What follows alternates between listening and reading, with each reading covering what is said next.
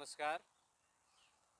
IIT યુનિવર્સિટીમાં B Ed same ફરની અંદર પ્રાયોગિક વિષય તરીકે શિક્ષણમાં યોગ મેં વિષય પસંદ કરેલ છે અને એના અંદર વિવિધ પ્રાણાયામો કરવાના છે. એ પૈકીના 5 હું પ્રાણાયામ કરીશ, જેમાં એક છે અનુલોમ વિલોમ, 2 ભસ્ત્રિકા, 3 કપાલભાતિ, 4 બ્રાહ્મણિક અને 5 સૂર્યભેદન. તો સૌપ્રથમ આપણે અનુલોમ વિલોમ કરીશું. એના માટેની સ્થિતિ છે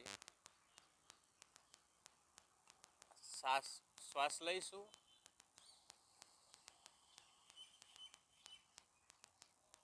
શ્વાસને રોકીશું અંદર, બીજા નાક દ્વારા છોડીશું.